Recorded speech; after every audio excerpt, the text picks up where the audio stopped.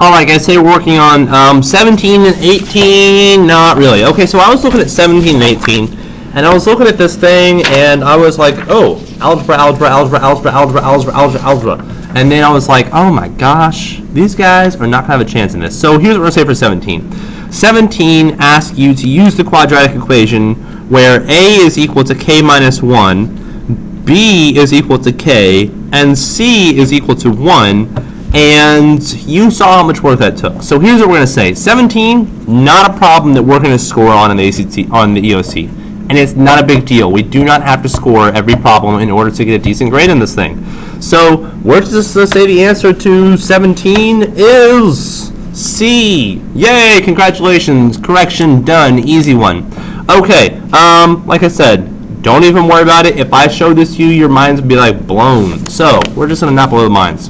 18. Alright, 18. Which equation represents parabola with directrix? X equals 6 and focus focus 2 minus 2 and negative 3. So I looked at my formula sheet. I was like, oh, parabola, directrix, it gives us an x equals, so I can use this one, and I need to use this one as well. So I'm going to solve some equations. So I said, for the equation x equals blah blah, oh my gosh, all the work just to do one problem.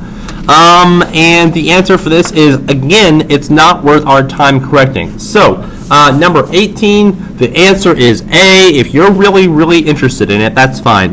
A directrix is a special kind of line that messes with parabolas, and it's not worth our time. Honestly, this question's a pre-cal question. I'm not totally sure I was on here, but it was. So, two easy questions. We're really going to do 19 and 20 today.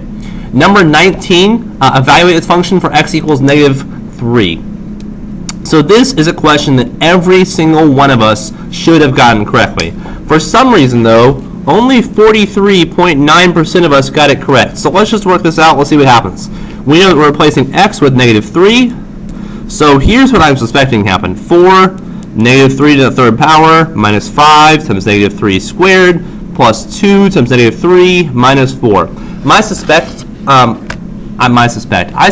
that when we had this, we did 4 times negative 3 to the third power minus 5 times negative 3 to the squared plus 2 times negative 3 minus 4. We just typed it in and it gave us an answer of negative 73, which is actually incorrect, and here's why.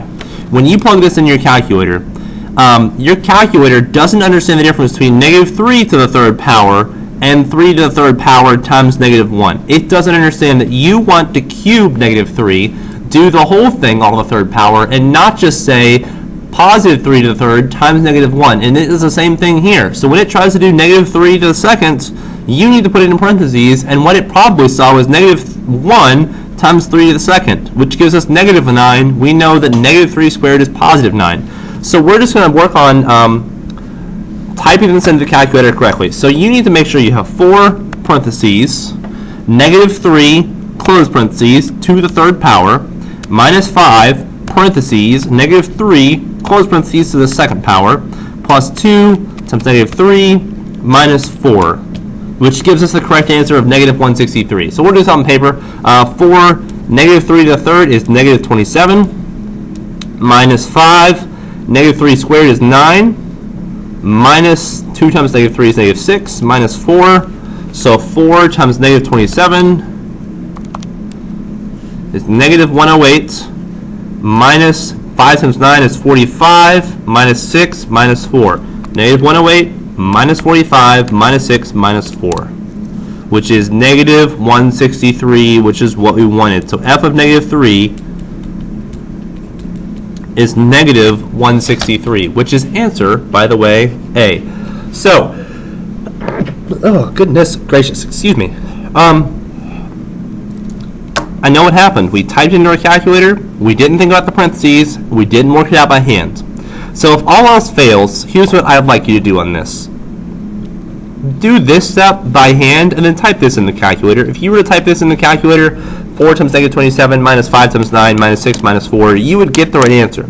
But your calculator has a hard time differentiating what you want it to do. So, do this by hand for the first step, or really make sure you're putting those parentheses in there. Okay, 20. Which expression is completely factored form of 2x to the 5th minus 58 x to the third plus 200x. So, I know I can GCF factor if all else fails. We can factor 2 out of all these because they're all even. They also all have x's. This has a 1x though, so we're going to factor 1x as our GCF. So we're left with x to the fourth minus 58 divided by 2 is minus 29x squared. And 200 divided by 2 is 100. X divided by x cancels. Okay, and then this is a trinomial. So we're looking for things that multiply to be positive 100 and subtract to be, or add together to be negative 29. So I know 100 is 1 and 100, 2 and 50, 4 and 25. Ooh! Positive 4 times positive 25 is 100. Also, negative 4 times negative 25 is 100. And negative 4 plus negative 25 is negative 29. So, what we can say then is 2x, let's do 2 sets of parentheses. To get x to the fourth, we have to multiply x squared by x squared. So negative 4 in one, negative 25 in the other. And then I notice one more thing. So these are perfect squares and their differences. So we can write this as x squared plus 0x minus 4 and x squared plus 0x minus 25 if we want to, and factor each of these individually. We're going to get x squared, x minus 2, x plus 2, x minus 5, x plus 5 after we factor each of those individual ones. So here's the thing to notice. This right here is in the answer spot, but it's not fully factored because you can factor this further. So A is designed to trick you up. You have to be able to factor this thing further into this, which is, by the way, also in the answer spot, but you can factor each of these difference of squares further. So B is also designed to trick you up. It's a trick. It's a trap. So further we have to have a 2x for our GCF, which that way we can get rid of 2 because it's not 2x for the GCF in the front. X plus 2, x minus 2, x plus 5, x minus 5. D is the answer on that one. On that one, even though we've done some factoring, 19.3% of us got it correct. So factoring, there's always another level of factoring. We'll practice some more factoring in Unit 7 if you haven't already. I'll make sure you get some more practice for factoring elsewhere, but factor. At least, if all else fails, we should have been able to eliminate C. So those of you who put down C just weren't thinking. Our GCF is definitely 2x. That says you can get rid of that one. The rest of them, even if you get any further, multiply backwards maybe? I don't know. We'll talk about this later. All right. Hold on to this. We're going to talk about these things. I will get back to you in a minute.